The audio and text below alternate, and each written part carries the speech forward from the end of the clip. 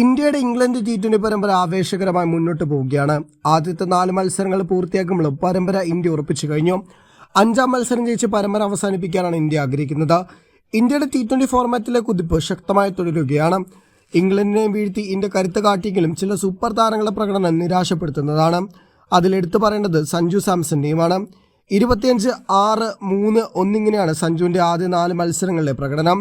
തുടർച്ചയായി ഫാസ്റ്റ് ബോളർമാരുടെ പന്തുകൾക്ക് സഞ്ജു കീഴടങ്ങുന്നത് ഒരു നിരന്തര കാഴ്ചയെ മാറിയിരിക്കുകയാണ്. ജോഫ്ര ആർച്ചറാണ് ആദ്യ 3 മത്സരത്തിലും സഞ്ജുവിനെ മടക്കിയത്. 4-ാം മത്സരത്തിൽ പുതിയ ബോളർ സഞ്ജുവിനെ പുറത്താക്കുകയും ചെയ്തു. പല പ്രമുഖരും സഞ്ജു സാംസനെ നിരാശപ്പെടുത്തുന്ന പ്രകടനത്തെ വിമർശിച്ച് രംഗത്തെത്തിയിരുന്നു.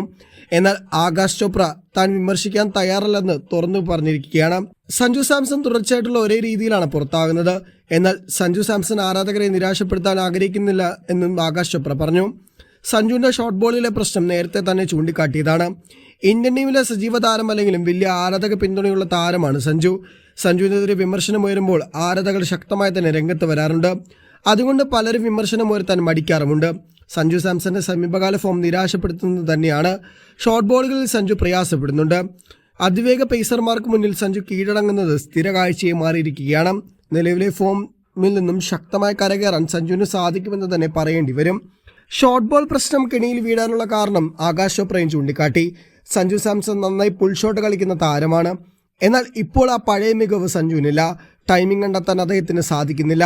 സഞ്ജു സാംസന്റെ പ്രശ്നം ഫുഡ് വർക്കിലാണെന്നാണ് ആകാശ് ചോപ്ര പറഞ്ഞത്. ക്രീസിനെ നന്നായി ഉപയോഗപ്പെടുത്തി കളിക്കാൻ സഞ്ജു ശ്രമിക്കുന്നുണ്ട്. ഇംഗ്ലണ്ടിന്റെ അതിവേഗ പേസർമാരെ ബാക്ക് ഫുട്ടിൽ കളിക്കാൻ ശ്രമിക്കുന്ന സഞ്ജു കാലിടറുന്നുണ്ട്. നല്ല വേഗതയുള്ള ബോളർമാരെ നേരിടുമ്പോൾ ബാക്ക് ഫുട്ടിൽ ഇത്തരത്തിൽ ഷോട്ട് കളിക്കുന്നത് വിക്കറ്റ് പോകാനുള്ള സാധ്യതകളും ഏറുന്നു. സഞ്ജുവിന് 4 മത്സരത്തിലെ പുറത്താകലുകളും ഏറെക്കുറെ ഒരേ രീതിയിലാണ്. അതുകൊണ്ട് തന്നെ സഞ്ജു ഈ പ്രശ്നത്തിന് പരിഹാരം കണ്ടെത്താൻ ശ്രമിക്കേണ്ടത് അനിവാര്യമാണ്. സഞ്ജുവിന് കാര്യങ്ങൾ എളുപ്പമല്ല. ഇനിയും T20യിൽ സ്ഥിരമായി സാന്നിധ്യമാവണമെങ്കിൽ നിരന്തരമായ റൺസ് കണ്ടെത്തിയേ മതിയാകൂ. എന്നാൽ ഇപ്പോഴത്തെ സാഹചര്യത്തിൽ സഞ്ജു കടുത്ത സമ്മർദ്ദത്തിലാണെന്ന് തന്നെ പറയേണ്ടി വരും.